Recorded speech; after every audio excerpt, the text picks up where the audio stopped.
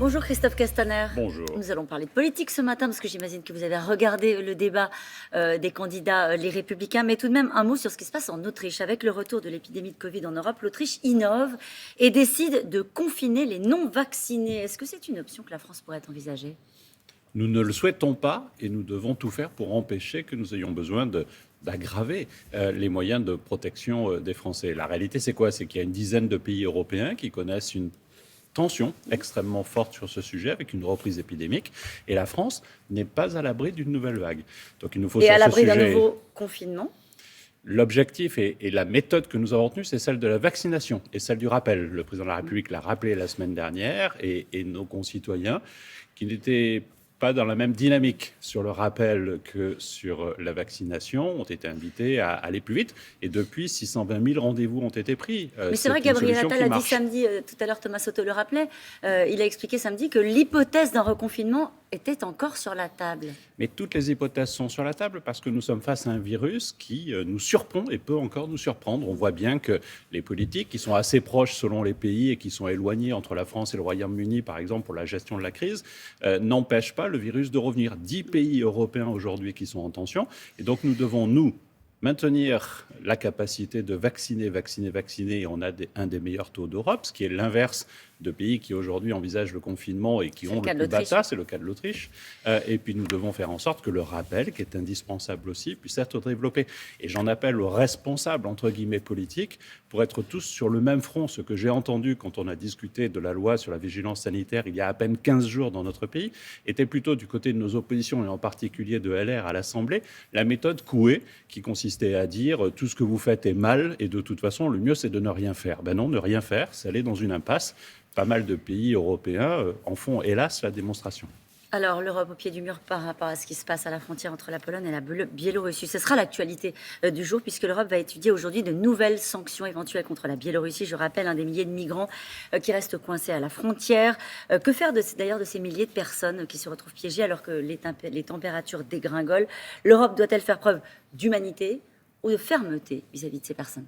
Les deux à la fois, parce que nous sommes en face de quelle situation ? C'est une attaque ciblée décidée par un chef d'État biélorusse contre l'Europe et avec la volonté de faire céder l'Europe. Donc l'Europe ne cédera pas d'un point de vue diplomatique. On parle de quelques milliers de personnes dont les services de ce président ont été les chercher par avion pour les amener là où ils sont. Et donc il faut à la fois une réponse de fermeté parce qu'il n'est pas question de céder à ce chef d'État et en même temps une réponse d'humanité. Il nous faut envoyer des moyens pour accompagner ces femmes et ces hommes qui sont sur place, qui sont les otages d'un acte politique, d'un acte militaire. C'est une attaque hybride qui est menée contre l'Europe. Envoyer des moyens humanitaires pour aider les réfugiés, ne pas envoyer des moyens de sécurité, de police pour aider les Polonais à tenir cette frontière. L'Europe dispose d'un dispositif qui s'appelle Frontex et que les Polonais n'ont pas aujourd'hui souhaité utiliser. Et donc, évidemment, s'ils le souhaitent, ils peuvent l'utiliser. Mais une chose est sûre, c'est que la France n'a pas à le faire, c'est ça que vous dites ? La France n'a pas à envoyer des moyens sur place, mais la France prendra sa responsabilité. Nous le faisons régulièrement pour faire en sorte que les femmes et les hommes qui doivent être protégés parce que menacés dans leur pays puissent l'être. Et nous le ferons si parmi ceux qui sont là, il y a des femmes et des hommes qui doivent être protégés. Ne montrons pas fermés. Nous ne sommes pas dans la situation de 2015 et de la vague migratoire qu'on a connue du fait de ce qui se passait en Syrie. Nous parlons de quelques milliers de personnes. Donc, c'est-à-dire qu'il pourrait y avoir une politique d'accueil pour ceux qui sont éligibles à l'accueil en Europe parmi ces personnes-là. C'est ce que la France fait déjà, notamment depuis des pays étrangers, avant de rentrer dans des goulots d'étranglement humanitaire. Je pense à la Libye en particulier. Nous le faisons depuis plusieurs années et nous devons continuer à assumer évidemment notre devoir de protection de ceux qui doivent être protégés, mais ne cédons pas au coup politique d'un dictateur et faisons en sorte que l'Europe soit ferme, y compris vis-à-vis de la Russie qui peut jouer un rôle. L'Europe ferme, ça veut dire aller jusqu'à construire des murs. Est-ce que l'Europe doit financer un mur à cette frontière-là, précisément ? Vous savez, je n'ai jamais vu de mur en dehors des périodes électorales. On a vu ça aux États-Unis, on a vu ça hier dans le débat des LR,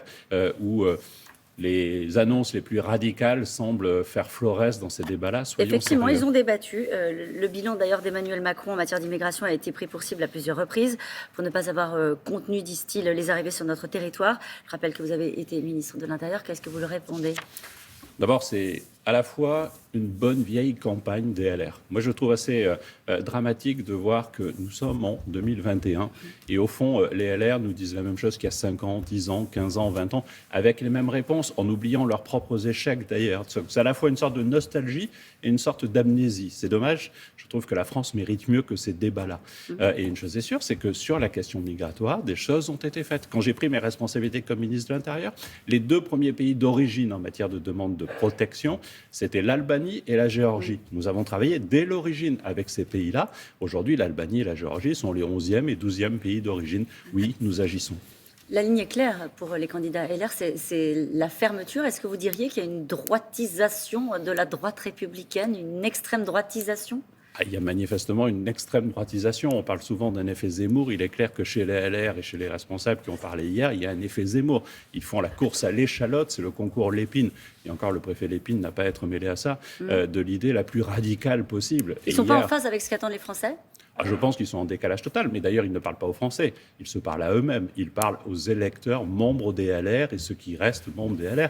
Et exclusivement cela, je pense que la France mérite mieux. Et on voit bien qu'il y a dans la droite en France une vraie rupture entre cette droite non républicaine que l'on entend et qui se cherche quelques électeurs en son sein et ceux qui aujourd'hui veulent que la France bouge, avance, réussisse. La droite vous accuse de piller son logiciel politique. C'est ce qu'a dit d'ailleurs hier soir Xavier Bertrand en disant vous ne cherchez pas les membres des Républicains, ils sont en train les membres de La République En Marche, ils sont en train de regarder notre débat pour prendre nos idées. Immigration, sanction des chômeurs qui ne recherchent pas suffisamment activement un emploi, c'est ce qu'avait annoncé le président de la République il y a quelques jours, et même réforme des retraites.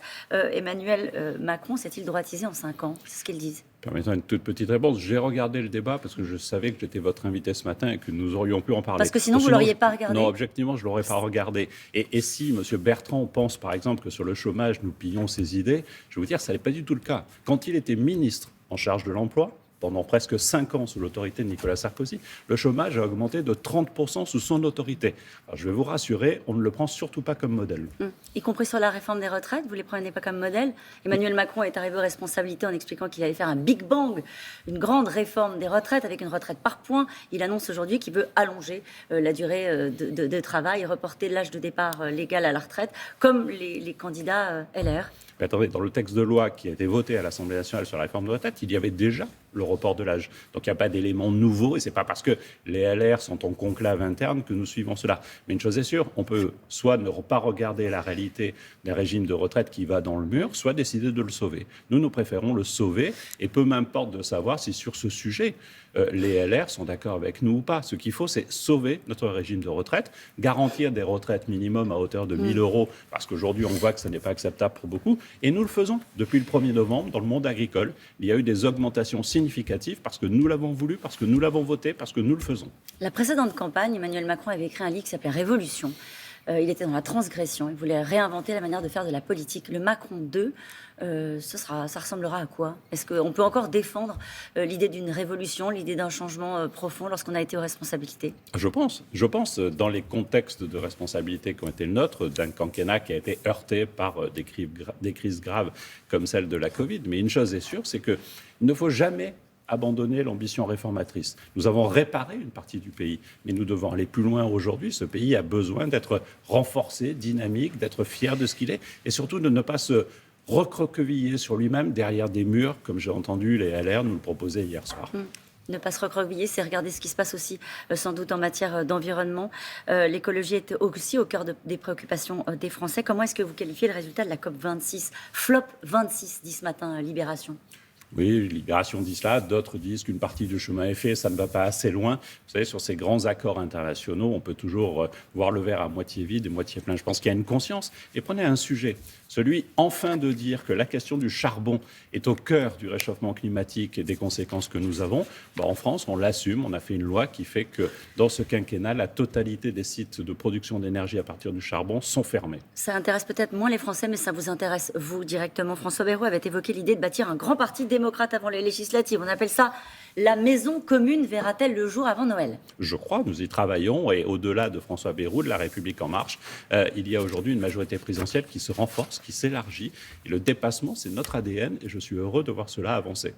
Un congrès le 28 novembre. C'est une des hypothèses. Pour l'instant, rien n'est stabilisé, rien n'est acquis, mais ce qui compte, c'est le travail ensemble.